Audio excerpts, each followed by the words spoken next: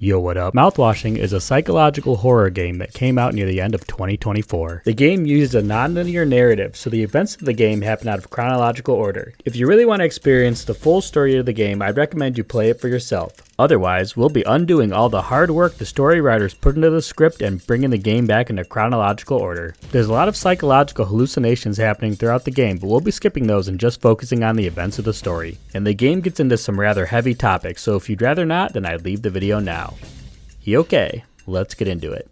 5 crewmates work on the freighter ship Tulpar, transporting a delivery across the galaxy on a trip that will take them over a year. But along the way, the ship crashes into an asteroid, leaving the crew stranded. 7 days before the crash, Captain Curly does a psychological evaluation with the ship's nurse Anya. They complete the eval and Anya says the only one left is the co-pilot Jimmy, who doesn't take the evaluation seriously when she tries. Curly volunteers to do Jimmy's evaluation for her, given that Curly and Jimmy have known each other for a while. She also lets Curly know that Chief Engineer Swansea is looking for him. Curly finds Swansea with the new intern Daisuke stuck in a wad of foam that gets released when the ship is damaged. Daisuke accidentally set it off when trying to climb into a broken vent to fix it. Swansea says that the vent might have killed him if he actually got inside of it. He wants to free Daisuke, but he needs an axe, and almost everything on the ship needs the captain's override codes to access. Curly grabs an axe and frees Daisuke. Curly gives the axe to Swansea to clear the rest of the foam from the utility room. The utility room holds the ship's cryopods that the crew can use to go to sleep for 20 years in case of an emergency that they would ever need to wait for a rescue, so Curly wants to make sure the foam doesn't damage them.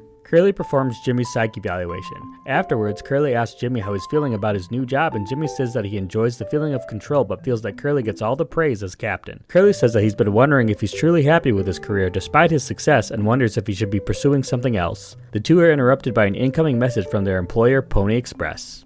The next day, the crew throws Curly a surprise birthday party. With the limited resources given to the crew by the Pony Express, they can only have one birthday party on a voyage, and they picked Curly to surprise. The crew asks for a speech, and Curly breaks the news that the letter he received the day before says that the company is going under, and that this will be the last voyage for the crew and that they will be jobless afterwards. Jimmy points out that Curly will now be able to seek new opportunities without needing to make the decision to leave the crew himself. 2 days before the crash, Curly and Anya have a discussion in front of the nighttime window display. She points out a dead pixel on the screen, and Curly mentions that he can't see it. She asks him why he thinks the Pony Express would put a lock on the medical door but not on the sleeping quarters, and Curly says it's probably due to safety. 1 day before the crash, Curly finds Anya has taken the ship's locked gun case and reveals that she is pregnant and that Jimmy's the father, implying that it wasn't consensual. Anya says she hid the gun case in fear that Jimmy would use it to remedy the situation. On the day of the crash, Curly finds Anya again. She's told Jimmy about the pregnancy. Curly finds Jimmy as he laments what will happen when they return to Earth. Jimmy tells Curly that none of their accomplishments will matter when news gets out, and reminds him that as their leader, his name will be tarnished as well. Jimmy goes into the cockpit and sets the ship up to crash into an asteroid in an attempt to kill the entire crew. Curly makes it to the cockpit at the last moment and is able to crash the ship in a way that spares the crew but leaves them injured beyond recognition. 2 months after the crash, Jimmy, Anya, Swansea, and Daisuke sit around a table wondering if they should break into the cargo hold. Jimmy, now acting as captain, goes to find the code scanner. He finds Curly in the medbay, who at this point the rest of the crew believes is the one that crashed the ship.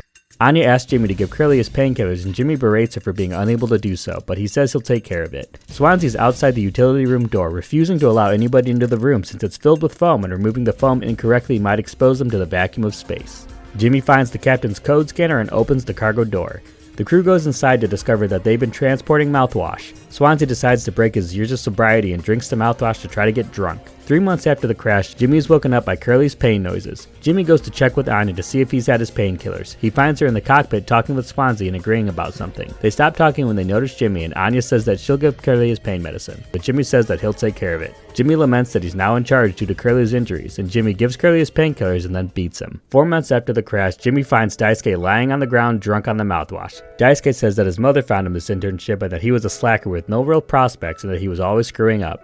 Daisuke says that he hopes that his mother doesn't blame herself for what happens to him. Anya tells Jimmy about another medicine cabinet, but it's covered in foam. Jimmy goes to Swansea for the axe, and Swansea refuses to give it to him, saying that he trusted Curly as the captain more than Jimmy. Jimmy berates him, and Swansea swings the axe to the ship's sunset display. Jimmy retrieves the axe and gets the medicine. Anya compliments Jimmy, and he snaps and rants at her, saying that he keeps having to fix everything. She says she'll give Curly his pain medicine, but Jimmy says that he'll take care of it. Jimmy says to Curly that he never understood the pressure he experienced as captain and says that he'll get both of them out of this mess. 5 months after the crash, Daisuke comes to Jimmy to tell him that Anya's trapped in medical. Daisuke tells her that they've come to help, and Jimmy questions whether the door is actually stuck, and Anya says she's locked it on purpose. Anya says she should have done this from the beginning, and Jimmy implies to Daisuke that Anya might do something to Curly. Jimmy asks Daisuke if there's any other way into medical. Daisuke says that the only way into medical is through the broken vent utility, and the pair goes to find Swansea. Swansea refuses to let them into the room, so they rig up a mocktail using some isopropyl alcohol that Jimmy got from the medicine cabinet and some sweetener. They give Swansea the mocktail and he passes out. They get into the utility room and find that it isn't filled with foam at all, and that one of the cryopods is still functional, leading Jimmy to assume that Swansea was hiding it for himself.